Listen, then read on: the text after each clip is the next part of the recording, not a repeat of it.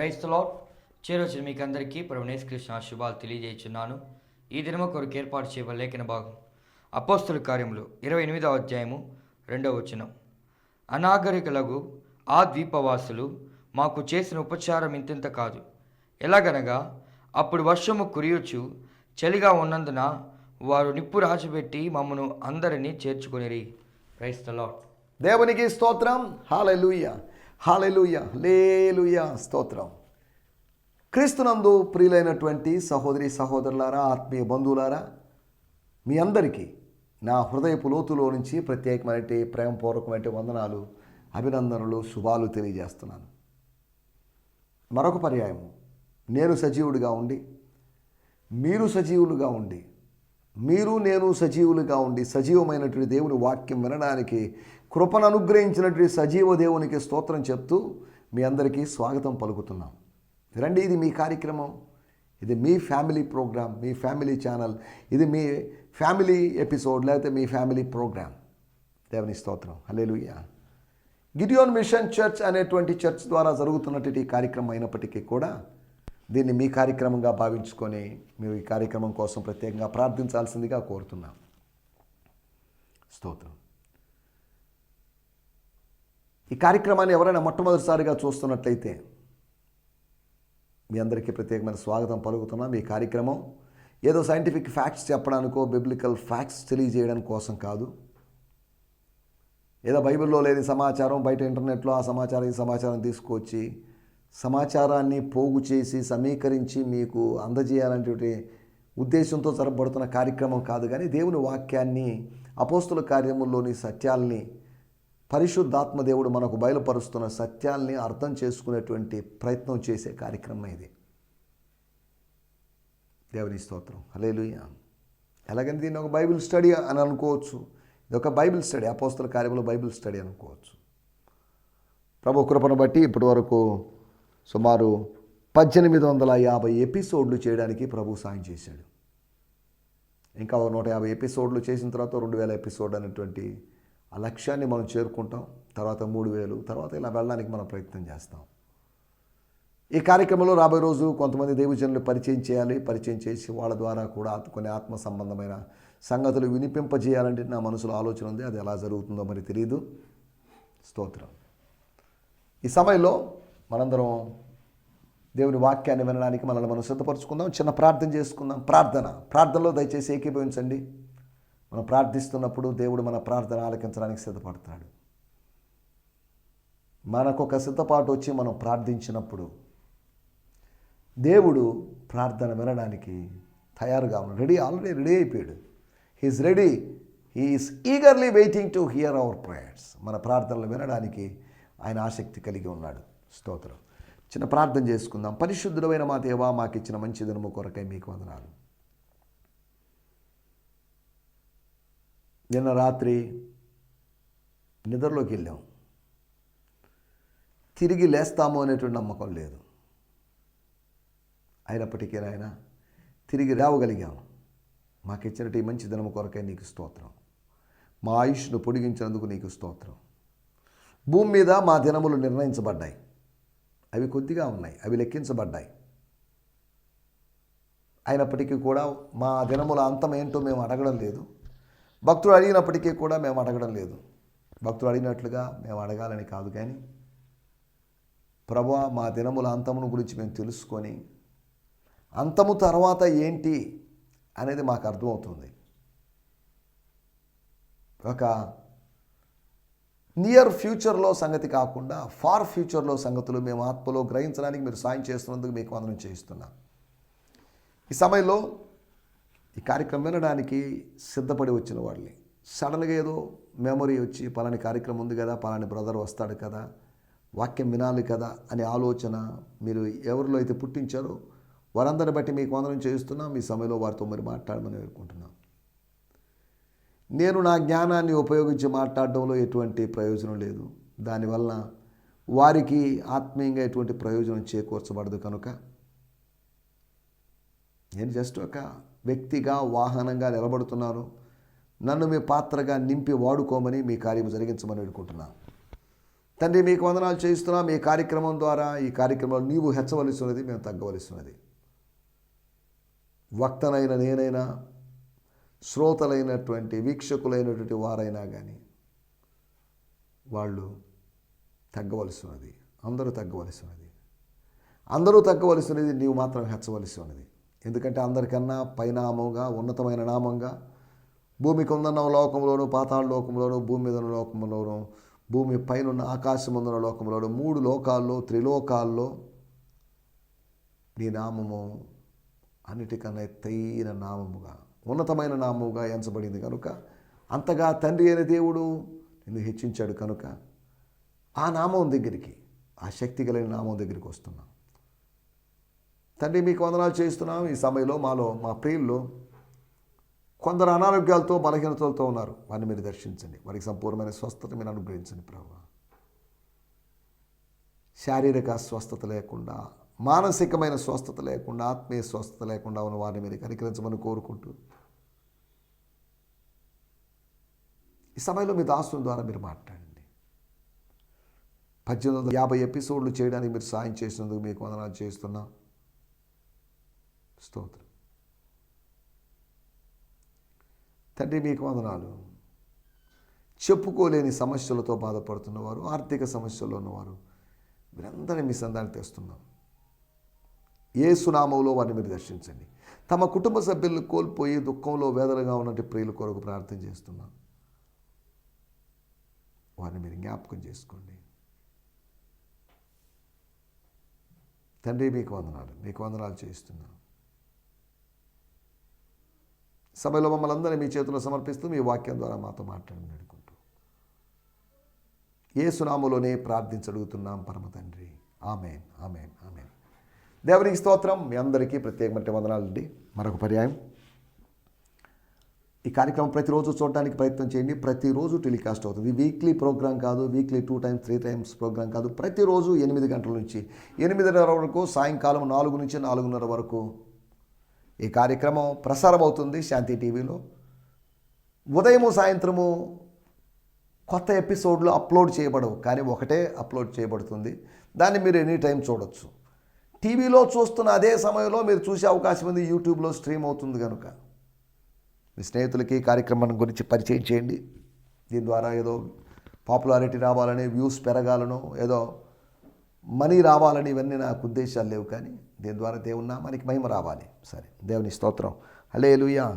ఈ సమయంలో నిన్నటి ఎపిసోడ్లో మనం కొన్ని విషయాలు ఆలోచించాం. 4 ప్రాంతాల్లో రగిలినటువంటి అగ్ని, రగిలినటువంటి ఆత్మ సంబంధమైన అగ్ని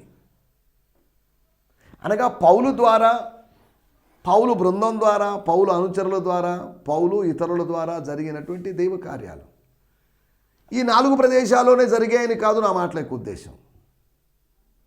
దేవుని కార్యము ఎక్కడైనా జరుగుతుంది. దేవుని వాక్యం ఉన్న చోట దేవుని కార్యం జరుగుతుంది. అపోస్తుల కార్యములు 8వ అధ్యాయంలో అదే మనం చూడగలం. వాళ్ళు సువార్తను ప్రకటించారు. ఫిలిప్పు సువార్తను ప్రకటించాడు. When the evangelist Philip preached the gospel of the kingdom of God, the gospel of Jesus Christ. అప్పుడేం జరిగింది? అద్భుతాలు, ఆశ్చర్య కార్యాలు జరిగాయి. ఆ పట్టణములో మిగుల సంతోషం కలిగింది. దేవుని స్తోత్రం. హల్లెలూయా. మనం ఆలోచిస్తున్న విషయాలు, నిన్న ఆలోచించిన విషయాలు ఏంటంటే, మెలితే అనేటువంటి చిన్న ద్వీపం మిగతా రోమా పట్టణములాగో, లేకపోతే ఇతర పట్టణాల్లాగో విస్తారమైన పాపులేషన్, లేకపోతే పరిశ్రమలు, లేకపోతే ఇండస్ట్రీస్, లేకపోతే కుటీర పరిశ్రమ ఏమో కలిగిన ప్రదేశం అని నేను అనలేదు. బాహ్య ప్రపంచం కన్నా, ఇతర ప్రపంచం కన్నా, లేకపోతే ఇతర దేశాల కన్నా, ఇతర ప్రదేశాల కన్నా ప్రత్యేకమైన ఒక ప్రదేశం. ఆ ఐలాండ్లో జరిగినటువంటి విషయాల గురించి మనం మాట్లాడుకున్నాం. ఏం జరిగింది అక్కడ? స్వస్థతలు జరిగాయి, హీలింగ్స్ జరిగాయి. అనగా యేసు ప్రభు కాలము నుంచి ఆరంభమైనటువంటి, ఇంచుమించు 30వ సంవత్సరం నుంచి ఆరంభమయ్యేటువంటి స్వస్థతలు ఇక్కడికి వచ్చేసరికి AD 62, అనగా 32 సంవత్సరాలకు పైగా స్వస్థతలు కొనసాగుతూనే ఉన్నాయి. అలనాడు ఎలీషా కాలముతో స్వస్థతలు ఆగిపోయినట్లు కనిపించినప్పటికీ కూడా ఇంకా లేవే, కానీ అద్భుతాలు కార్యాలు జరుగుతూనే ఉన్నాయి. అగ్నిగుండంలో వేయబడినట్టు షడ్రకు మెషకు అబెద్నెగోలు, సింహాల గుహలో వేయబడినటువంటి దానియేలు, అద్భుతాలు జరుగుతున్నాయి.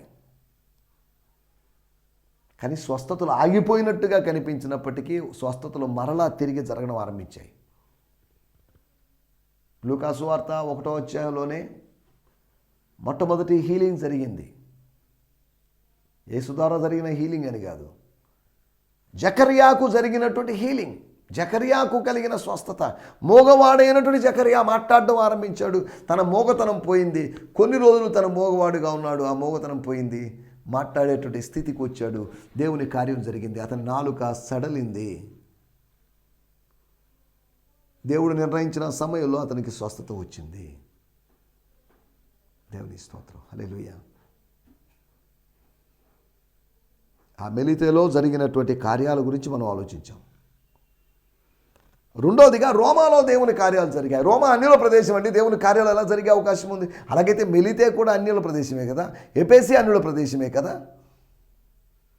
కొరింథీ అన్యుల ప్రదేశమే కదా. ఒకప్పుడు అంతా అన్ని జనుల ప్రదేశాలే. ఆత్మీయత తెలియడానికి ముందుగా, వాక్యం తెలియడానికి ముందుగా, సత్యం తెలియడానికి ముందుగా అన్ని అన్య ప్రాంతాలే, అన్య జనులే, అందరూ అన్ని జనులు అనబడిన వాళ్ళే. కానీ ఎప్పుడైతే సువార్త వచ్చిందో సువార్త ప్రజలను రెండుగా విభజించింది. విభజించాలని విభజించలేదు. అంటే సువార్త యొక్క పని విభజించే పని అని కాదు దాని అర్థం. ఆటోమేటిక్గా ప్రజలు సువార్త సైడ్ వచ్చినటువంటి మైనారిటీ, సువార్త పక్షాన నిలబడినటువంటి అల్పసంఖ్యాకులు, పెద్ద సంఘాలు అని చెప్పబడినప్పటికీ 40,000, 50,000, 60,000 లేదా 1,00,000, 1.5 లక్ష అని చెప్పబడినప్పటికీ కూడా సంఘాలు ఎంతో పెద్దవి అనేది ప్రాముఖ్యమైన విషయం కాదు. సంఘాలలో దైవ కార్యం జరగాలి. సంఘాల్లో దేవుని ప్రజలు దేవుని వైపు తిరగాలి. సంఘాల్లోకి అన్ని జనులు ఆకర్షించబడి రావాలి. అన్ని జనులు ఎవరు ఇప్పుడు చాలా వరకు ఆకర్షించబడి రావడం లేదు. ఎవరు వస్తున్నారంటే ఆ పక్క సంఘంలో వాళ్ళు, ఈ పక్క సంఘం వాళ్ళు వస్తున్నారు. అనగా ప్రపంచం నుంచి బదిలీ అయి దేవుని సంఘానికి, పరిశుద్ధ సంఘానికి రావడం లేదు. కానీ ఒక సంఘంలో, తమ స్థానిక సంఘంలో 10 సంవత్సరాలు 20 సంవత్సరాలు ఉన్నటువంటి సంఘంలో అసంతృప్తికి వ్యక్తమైపోయి, అసంతృప్తిని బట్టి, అసహనాన్ని బట్టి ఇటు వచ్చేస్తున్నారు. దీన్ని సువార్థీకరణని, సంఘాభివృద్ధి అనుకొని ఇలా రకరకాలుగా మాది పెద్ద సంఘాలు అని చెప్పుకుంటున్న దేవజనులు మోసపోతున్నారు. గ్రోత్ రావాలి, న్యూమరికల్ గ్రోత్ రావాలి. కానీ మోసపూరితమైన విధానాల్లో సంఖ్యాపరమైన అభివృద్ధి రాకూడదు. దేవుని స్తోత్రం, హల్లెలూయా. రోమాలో అన్ని జనుల ప్రదేశంలో దేవు కార్యం జరిగింది. రోమాకి వెళ్ళాలనుకున్నాడు చాలా దినాలుగా. కానీ రోమాలో కొన్ని రోజులు ఉండాలనుకున్నాడు. కానీ 2 సంవత్సరాలు తనకు ఉండే అవకాశం దొరికింది. అతను రోము నుంచి విడిపించబడ్డాడని, మరలా తిరిగి రోమ్కి వచ్చాడని, తర్వాత రోములో ఆయనకి శిరచ్ఛేదం చేయబడిందని చరిత్ర చెప్తుంది. ఇప్పుడు మనం దాంట్లోకి వెళ్ళలేదు. అలాగైతే 62వ సంవత్సరంలో AD 62లో వెళ్ళిపోయినటువంటి, రోమాలో ఉండి వెళ్ళిపోయినటువంటి పౌలు, లేకపోతే 62, 2, 64 వేసుకున్నా ఇంకో 4 సంవత్సరాలు బయట తిరిగి వచ్చి మళ్ళీ రోమాకు వచ్చి చనిపోయినటువంటి, అనగా తన చివరి దినాలు, తన జీవితం యొక్క చివరి దినాలు తాను రోమాలో ఉన్నట్లుగా మనం అర్థం చేసుకోగలం. దేవుని స్తోత్రం. అనగా రోమా నుంచి బయటికి వెళ్ళడం తన 4వ మిషనరీ ప్రయాణంగా కూడా కొంతమంది బైబిల్ పండితులు చెప్తున్నారు. లేదు అటువంటి జరగలేదని కొంతమంది అంటున్నారు. దాంట్లోకి వెళ్ళలేదు మనం ఇప్పుడు. తెస్సలోనికా ప్రదేశంలో జరిగినటువంటి ఉద్యమం, వాళ్ళు ఇక్కడికి కూడా వచ్చారు. వాళ్ళు ఇక్కడికి వచ్చారంటే ఇక్కడ ఈ ప్రదేశాన్ని, మనల్ని, మన మతాన్ని తలకిందులు చేయగలరు, దాన్ని తారుమారు చేయగలరు, మన మతాన్ని కన్ఫ్యూజ్ చేయగలరు. వాళ్ళు they would do something, either it's positive or negative, ఏదో ఒకటి చేయగలరు. వాళ్ళు వచ్చినప్పుడు ఏది జరగకుండా ఉంటుంది అని మనం ఖచ్చితంగా చెప్పలేము. ఏదో జరుగుతుంది, సంథింగ్ వుడ్ హ్యాపెన్, అంతే. దేవుని స్తోత్రం, హల్లెలూయా. 4వదిగా ఎఫెసీలో జరిగినటువంటి ఉద్యమం. దాని గురించి నేను మళ్ళీ అధికంగా మాట్లాడదలుచుకోలేదు, కానీ మన ప్రాంతాల్లో ఉద్యోగం రావాలి. అర్తమీస్, డయానా అనబడినటువంటి ఆ దేవత యొక్క, మహాదేవి అనబడినటువంటి దేవత యొక్క ప్రభావం తగ్గిపోయి, అసలు ప్రభావం లేదు, ప్రభావం ఉందనుకుంటున్నారు, ప్రభావాన్ని మనుషులు ఆరోపించారు, ఏదో జరుగుతుందని. ఒకరి దగ్గర నుంచి మరొకరికి వెళ్ళిన సమాచారాన్ని బట్టి ప్రజలు అలా భావిస్తున్నారు. వాస్తవంగా చెప్పాలంటే అర్తమీస్లో ఎటువంటి శక్తి లేదు. పౌలు స్వార్థ పరిచర్య చేయడం ద్వారా అక్కడ ఒక సంఘం స్థాపితమైంది, దాంట్లోకి వెళ్ళలేదు మనం ఇప్పుడు. అనగా దేవుడు మనల్ని రగిలించాలని, మనలో రగిలినటువంటి మంట మనలో కనిపించాలని దేవుడు కోరుకుంటున్నాడు. దేవుని స్తోత్రం. రండి, ఈ దినం కొరకై ఏర్పాటు చేయబడిన లేఖన భాగము. నిన్న కూడా అపోస్తుల కార్యములు 28వ అధ్యాయం 2వ వచనం ధ్యానించుకున్నాం. ఈ దినం కూడా అపోస్తుల కార్యములు 28వ అధ్యాయం 2వ వచనం. అనాగరికులకు ఈ ద్వీపవాసులు మాకు చేసిన ఉపచారం ఇంత కాదు. ఎలాగనగా అప్పుడు వర్షము కురియుచు చలిగా ఉన్నందున వారు నిప్పురాజు పెట్టి మమ్మల్ని అందరినీ చేర్చుకొనిరి. వాడుక భాషలో కూడా చదువుకుందాం. The people who lived there showed extraordinary kindness for they welcomed us around the fire they had built because it was cold and rainy. అపోస్తుల కార్యములు 28:2 మన మూల వాక్యం. ఆ ద్వీపములో నివసించేటువంటి వాళ్ళు మాపై చాలా దయ చూపారు. ఆ ద్వీపవాసులందరినీ కాదు, ఆ ద్వీపవాసుల్లో ఇంచుమించు అధికులు ఉన్నవాళ్ళు, చేర్చుకున్న వాళ్ళు, లేకపోతే అక్కడ ఎంట్రన్స్లో ఉండి చలి కాచుకుంటున్న వాళ్ళు. అప్పుడు వర్షం కురుస్తుంది, చలి తీవ్రంగా ఉంది. దేవుని స్తోత్రం. ఆ వర్షం కురుస్తున్నటువంటి ఉదయం జరిగిన విషయాలు, ఆ వర్షం కురుస్తున్న రోజు జరిగిన విషయాల గురించి మనం అక్కడ చూస్తున్నాం. దేవుని స్తోత్రం. హల్లెలూయా. అనగా వర్షం సాక్షిగా, చలి సాక్షిగా ఏవో కార్యాలు జరిగాయి. దేవుని స్తోత్రం. దాని గురించి మనం కొద్దిగా మాట్లాడుకోబోతున్నాం. మన టైటిల్ కొద్దిగా ప్రత్యేకంగా ఉంది, అగ్నిసాక్షిగా. అదేంటిది? అగ్నిసాక్షి అంటే ఏంటి? ఎక్కడో మీరు విన్నట్టుగా ఉంది ఈ పదం, అగ్నిసాక్షిగా అని. అగ్నిసాక్షిగా అంటే అగ్ని మీద ఏదో చేపెట్టి ప్రమాణం చేసి ప్రతిజ్ఞ చేస్తున్నాను కదా దాని అర్థం. చేతిలో కర్పూరం వెలిగించుకోవడమో లేదా ఇంకా ఏదోని కాదు దాని అర్థం. అగ్నిసాక్షిగా అంటే అగ్ని అక్కడ ఉంది అంటే ఆ మంట సాక్షిగా, నిప్పు సాక్షిగా అని అర్థం. అంటే నిప్పు అక్కడ ఉండగానే జరిగిన విషయాలు, అగ్ని ఆరడానికి ముందుగానే జరిగిన విషయాలు. అగ్నిని దేవుడుగా భావించి ప్రజలు పూజిస్తున్నారు. న్యాయాన్ని దేవతగా భావించి, దేవుడుగా భావించి పూజిస్తున్నారు ప్రజలు. ప్రతి దాన్ని, వ్యక్తుల్ని, వస్తువుల్ని, అంతేకాకుండా విశేషమైనటువంటి విషయాలను వీటన్నిటి కూడా దేవతలుగా, దేవుళ్ళుగా భావిస్తున్నారు. కొంతమందికి కడుపే దేవుడట, కొంతమందికి వారి బాహుబలమే లేదా వారి యొక్క భుజ బలమే దేవత అట. స్తోత్రం. హల్లెలూయా. మనం ఆలోచిస్తున్నట్టు విషయాల్లోకి వచ్చారు. అగ్ని సాక్షిగా అంటున్నప్పుడు in the presence of the fire అని అర్థం. అగ్ని రగులుకుంటూ ఉన్నప్పుడు అని అర్థం. అప్పుడు జరిగిన విషయాలు ఏం జరిగాయి? 4 విషయాల గురించి మీకు త్వరగా జ్ఞాపకం చేస్తాను. నంబర్ 1, 28వ అధ్యాయం 2వ వచనం. ఎందుకు వాళ్ళు మంటను వేశారు? మంటను వేయడానికి కారణం ఏంటి? అప్పుడు వర్షం కురిస్తూ చలిగా ఉంది కాబట్టి. దేవుని స్తోత్రం. హల్లెలూయా. మామూలుగానే చలిగా ఉంది అనుకుందాం, వర్షం వల్ల మరింత చలి అయ్యే అవకాశం ఉంది. దాని ఫలితంగా భూమి చల్లడిపోయింది, వాతావరణం అంతా చల్లబడిపోయింది. దాని ఫలితంగా లోపల ఉన్నవాళ్ళు, లోపల నుంచి బయట తిరుగుతున్న వాళ్ళు, ఏదో వీళ్ళకి టెంపరేచర్ యొక్క డిఫరెన్స్ అర్థమైపోయింది. అగ్ని సాక్షిగా జరిగిన, వర్షం సాక్షిగానో లేదా చలి సాక్షిగానే మనం అనుకోవడం లేదు, కానీ అగ్ని సాక్షిగా అంటున్నప్పుడు ఒకటి, వాళ్ళ శరీరాలు వెచ్చబడ్డాయి. దర్ బాడీస్ బికమ్ వామప్ అయిపోయింది. వాళ్ళకి కాస్త వెచ్చదనం కలిగింది. ఈ వెచ్చదనం కోసం వాళ్ళు తప్పించిపోయారు. ఓడలో ఉన్నప్పుడు వెచ్చదనం కలగలేదు, వెట్ట పుట్టలేదు. కానీ ఎప్పుడైతే అనాగరికుల మధ్యలోకి వచ్చి ఆ మంట కాసుకున్నారో ఎక్కడ లేనటువంటి ఒక కొత్త అనుభవం. దేవుని స్తోత్రం. 2వ విషయాన్ని నేను మీకు జ్ఞాపకం చేస్తాను. 28వ అధ్యాయము 4వ వచనం. ఆ ఆ ద్వీపవాసులు ఆ జంతువు అతని చేతిన వేలాడటం అనగా ఆ సర్పము ఆ పౌలు అనబడిన వ్యక్తి లేదా సౌలు అనబడిన వ్యక్తి చేతికి వేలాడుట చూచినప్పుడు నిశ్చయముగా ఈ మనుషుడు నరహంతకుడు. దేవుని స్తోత్రం, హల్లెలూయా. ఆయన నరహంతకుడో కాదు, ఎవరు చంపితే మీరు చూశారు? ఈ రోజుల్లో చాలాసార్లు నిందలు కొట్టేస్తుంటారు. దాని వెనకాల నిజం ఏంటి? ఆ నింద వచ్చిందంటే దాని వెనకాల ఏదో నిజం ఉండకపోద్ది కదా, ఏదో నిజం ఉండొచ్చు కదా, నిప్పు లేనిదే పొగ రాదు కదా అని ప్రజలు పొగొచ్చింది అనే దాన్ని బట్టి దాని వెనకాల నిప్పు ఉందని, ఏదో ఉంది అని చెప్పుకుంటున్నారు. అనవసరమైన విషయాల్లో జోక్యం చేసుకుంటూ, అనవసరమైన విషయాల్లో కలగ చేసుకుంటూ, తలదూరుస్తూ, ఇన్వాల్వ్ అవుతూ ఈ రోజుల్లో చాలామంది ఉండడం విచారకరమైన విషయం. స్తోత్రం. వాళ్ళు ఎవరు ఏంటి అనేటువంటి బేసిక్ ఇన్ఫర్మేషన్ వాళ్ళు చెప్పారు, వీళ్ళు విన్నారు. అనగా రెండో విషయము సమాచారం తెలియజేయబడింది.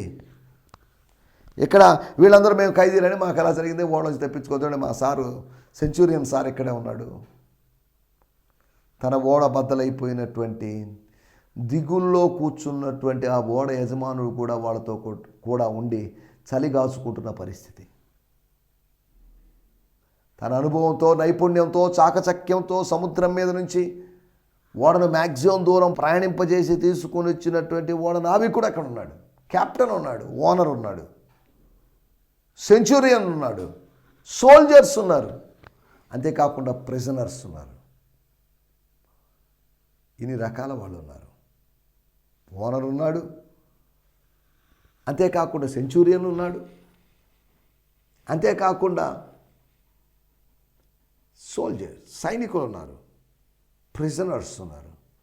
ఇటువంటి వేరు గ్రూపుల ప్రజలు ఉన్నారు అక్కడ. వాళ్ళ మధ్యలో దేవుని సేవకుడు ఉన్నాడు, తాను ఒక ఖైదీలాగా ఉన్నాడు. ఇది వేరే విషయం. స్తోత్రం, హల్లెలూయా. ఒకటి, శరీరాలు వెచ్చబడ్డాయి. రెండోది, సమాచారం తెలియజేయబడింది. ఇదిగోండి, మేము పలానోళ్ళం. నిద్రపోతున్నట్టు యోనాను లేపి, హలో ఓయ్ నిద్రపోతా, నీకేమొచ్చింది, అసలు ఏంటి నిద్ర ఏంటి, శాశ్వత నిద్రలోకి వెళ్ళిపోయావా ఏంటి, వెళ్ళిపోతావా ఏంటి, అసలు నువ్వు ఏ దేశపు వాడివి, ఎవరివి, అసలు ఈ వ్యాపారం ఏంటి, చీటీ రావడం ఏంటి, నీ మీద పడ్డం ఏంటి, నువ్వు ఇలా చేయడం ఏంటి, ఇదంతా మాకేం అర్థం కావట్లేదు, we don't understand all these things. ఏంటి తలకాయనిపి, అసలు నేను అనవసరంగా వాళ్ళలోకి ఎక్కించాను, నీ వల్ల ఇదంతా వచ్చినప్పుడు కదా. కొన్నిసార్లు మన వల్ల సమస్యలు వస్తాయి, మన వల్ల ఇతరులు బాధపడతారు. మన వల్ల మనం బాధపడవచ్చు, మన ఇతరులు బాధపడినప్పుడు మనం బాధపడతాం. స్తోత్రం, హల్లెలూయా. మనం ఆలోచిస్తున్న విషయము సమాచారం తెలియజేయబడింది, తెలుపబడింది. Information was passed, they exchanged their informations. 28వ అధ్యాయము 5వ వచనంలో మనం గమనించినట్లయితే, అతడైతే ఆ విష జంతువును అగ్నిలో జాడించి వేసి ఏ హానియు పొందలేదు. మూడో విషయం, అగ్ని సాక్షిగా సర్పము, శత్రువు తమ చేతికి చుట్టుకున్నది. ఒక కడియంలాగా, ఒక గాజులాగా కదా, బ్యాంగిల్ లాగా తన చేతికి చుట్టుకున్నటువంటి. కానీ అది తన చేతికి సరిపోలేదు, తన చేతికి ఉండడం బాలేదు, తనకు నచ్చలేదు, కనుక దాన్ని జాడించి వేశాడు. సర్పము చంపివేయబడింది అగ్ని సాక్షిగా. అగ్ని కాల్చేసింది. ప్రతిదాన్ని కాల్చేటువంటి స్వభావం కలిగిన అగ్ని ఇక్కడ పౌలు గారిని కాల్చడమో, లేకపోతే పౌలు గారిని కాదు కానీ సర్పాన్ని కాల్చివేసింది. షడ్రకు, మెషకు, అబేద్నెగోలను ఏమి చేయలేని అగ్ని వారిని విసిరివేసిన వారిని కాల్చివేసింది. స్తోత్రం, హల్లెలూయా. మూడోది, సర్పం చంపబడింది. మన జీవితాలను ప్రభావితం చూపిస్తూ, మన జీవితాల్లో చొరబడాలని ప్రయత్నం చేస్తున్నట్టు కుయుక్తి కలిగినటువంటి జంతువు అయినటువంటి సర్పం మన చేతికి చుట్టుకోవాలని, వేలాడాలని, మనల్ని కాటువేయాలని ఇలా అనుకున్నటి సర్పపు శక్తులు. దేవుని స్తోత్రం, హల్లెలూయా. 4వ విషయం నేను చెప్పి ముగిస్తాను. 28వ అధ్యాయము 6వ వచనం. వారు అతని శరీరము వాచునో లేక అతడు అకస్మాత్తుగా పడి చచ్చునో అని కనిపెట్టుచుండిరి. చాలాసేపు కనిపెట్టుచున్న తర్వాత అతనికి ఏ హాని కలగకుండా చూచి అభిప్రాయం మాని చాలు. దేవత అని చెప్పసాగిరి. దేవుని స్తోత్రం. సాక్ష్యం పొందడం జరిగింది. సాక్ష్యం లేనోడండి నరహంతకుడు అండి. ఏం సాక్ష్యం అది? చేయరాని పని చేశాడు, ఎవరో చంపింటాడు, చాలామంది చంపింటాడు అన్నట్టుగా. స్తోత్రం. హల్లెలూయా. అగ్ని సాక్షిగా జరిగిన విషయాల గురించి మనం ఆలోచిస్తున్నాం. 1 శరీరాలు వెచ్చబడ్డాయి, 300కు పైగా శరీరాలు.